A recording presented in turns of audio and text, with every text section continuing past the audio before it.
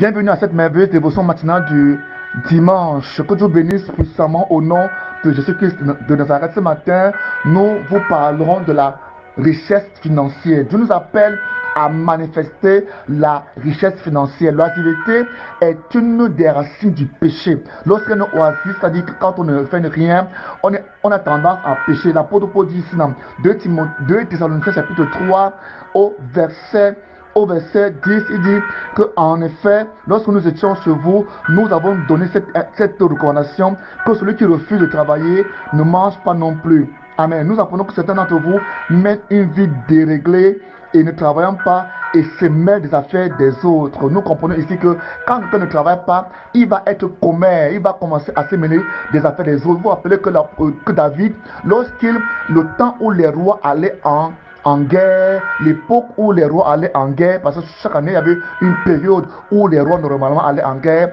David lui il est resté au palais. Et justement, l'oisiveté l'a poussé à aller sur la terrasse du palais. Et qu'est-ce qu'il vit? La femme du riz. Et on connaît l'histoire, la suite de l'histoire. Il l'appela et coucha avec elle, ce qui détruisit son royaume. Parce que plus tard, il va tuer Uri et lui arracher cette femme. Ça va amener un cancer complètement poussant dans sa maison, sa famille et même dans son royaume. Donc il faut comprendre que l'oisiveté est une des racines du péché, est une porte pour le péché. Lorsque nous ne travaillons pas et que nous sommes oisifs, nous serons facilement amenés à pécher, à commettre des actes répréhensibles. L'apôtre Paul dit donc ici qu'en tant que chrétien, nous devons comprendre qu'il faut que nous travaillons. Donc le travail est une nécessité, est une obligation dans la foi, dans l'église. Nous ne devons pas être oisifs, mais trier les emplois. Beaucoup parmi nous sommes oisifs parce que nous trions les emplois. Tu as été diplômé en une filière précise, mais il n'y a pas de travail pour toi. Qu'est-ce que tu fais? Tu fais d'abord ce que ta main trouve à faire pour ne pas être, n'est-ce pas, dépendant des autres. Il dit ici au verset 6, nous vous recommandons, frères, au nom de notre Seigneur Jésus-Christ, de vous tenir à l'égard de tout frère qui mène une vie désordonnée, déréglée et contraire à l'enseignement que nous lui avons transmis. Quel enseignement Paul leur a transmis? On le verra plus bas. Il dit, vous savez bien vous-même ce qu'il faut faire pour suivre notre exemple. Nous n'avons pas eu une vie désordonnée, déréglée au milieu de vous. Nous n'avons mangé gratuitement le pain de personne. Donc, premièrement, ne pas manger gratuitement le pain de personne. Il dit ici que, mais de nuit comme de jour, nous avons travaillé dans la fatigue et la peine pour n'être à charge à aucun d'entre vous. Pourtant, nous en aurions eu le droit. Mais nous avons voulu vous laisser un exemple à suivre. Donc voilà l'enseignement que Paul leur a donné par son vécu. Paul leur prêchait l'évangile, mais Paul aussi leur prêchait par des actes, par sa vie. Quel est l'enseignement que Paul leur a donné? Bien qu'il soit apôtre et pasteur, dont le droit à ne vivre que de l'évangile, a voulu leur donner un supplément, donc un enseignement, n'est-ce pas, en plus, en refusant de jouir de son droit, n'est-ce pas, de jouir de sa rémunération pour travailler de ses mains et pourvoir à ses besoins personnels et aux besoins de ceux qui l'accompagnaient, pour leur montrer que voilà comment nous devons travailler en Christ. Nous devons même travailler plus que ceux de ce monde. Nous devons travailler jour et nuit pour n'être à charge de personne, mais pour soutenir même ceux qui sont vers nous, ceux qui viennent vers nous, ceux qui sont véritablement malheureux, ceux qui sont véritablement dans le besoin, ceux qui sont véritablement dans l'indigent. Mais ici, il y a des frères qui refusent carrément de travailler. Pas qu'ils manquent de travail, pas qu'ils manquent quoi faire, mais ils refusent de travailler. Je suis d'accord qu'il y a plusieurs personnes qui sont dans des zones là où il n'y a pas de travail. Il n'y a pratiquement rien à faire. Je ne parle pas de ces cas-là, même si c'est ce cas-là, c'est possible de localiser dans ton besoin, dans ton quartier, dans ton village, dans ta ville, un besoin et apporter la provision par tes services. C'est ça le travail. Tu peux, s'il n'y a pas de travail, créer le travail par rapport aux besoins dans ton environnement. Amen. Donc Paul ici nous enseigne à être des travailleurs, à être des hommes qui sont, n'est-ce pas, rompus à la tâche, qui travaillent jour et nuit. Donc nous ne devons pas dormir, mais on doit, n'est-ce pas, prier et travailler. C'est ce que Paul dit.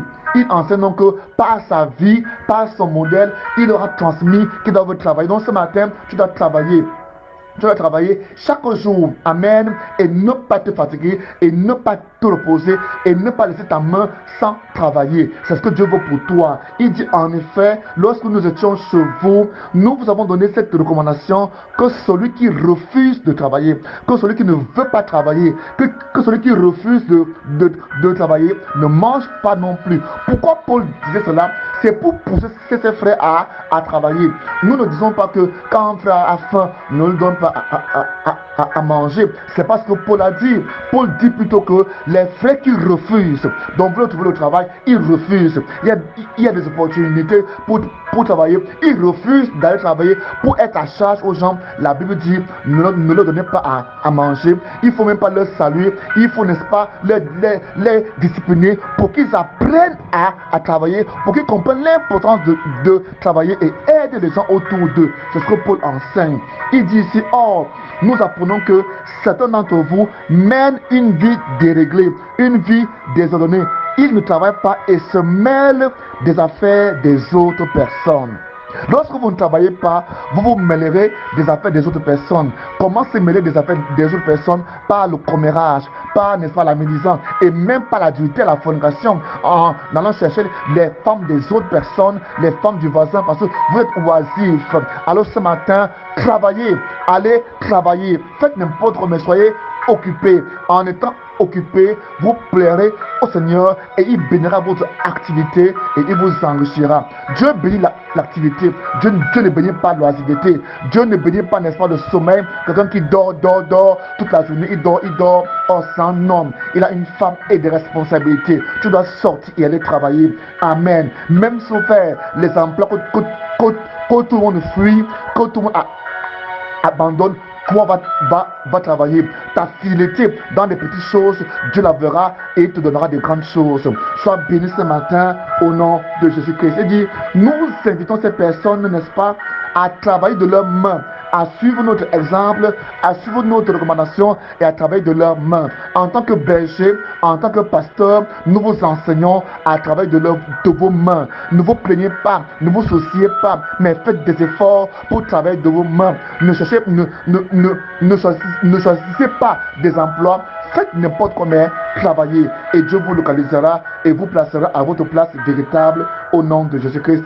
Amen. Et dit donc ici, nous invitons ces personnes-là à suivre cette recommandation au nom du Seigneur Jésus-Christ. Travaillez dans la paix et gagnez vous-même votre pain. Il y a de la joie à manger le pain qu'on a soi-même gagné. Il y a de la joie à manger le fruit de nos propres travail. Amen. C'est ce que Dieu veut que tu puisses expérimenter. C'est ce que l'apôtre Paul veut que tu puisses expérimenter. Alors ce matin, je veux prier pour tous les travailleurs, pour tous ceux qui travaillent, pour tous les employés, les employeurs, les fonctionnaires, les auto-employeurs, les employeurs indépendants, les commerçants. Père, je prie au nom de Jésus pour tous ces frères éternels qui s'humilient et qui vont travailler soit le matin, entre le soir. Père, je prie que tu les bénisses, tu les fortifies, tu les protèges de toute forme d'accident, d'incident, de panne, de maladie au nom de Jésus.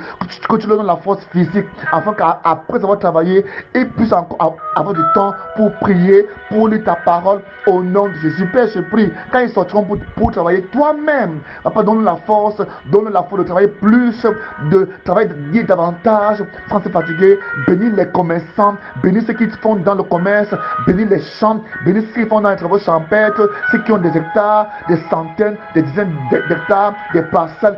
Bénis leur terre, bénis leur sol, qu'elles produisent au maximum au nom de Jésus. Père, bénis les chefs d'entreprise, leurs entreprises, qu'elles portent, qu'elles réussissent. Je prie et je brise tous les blocages,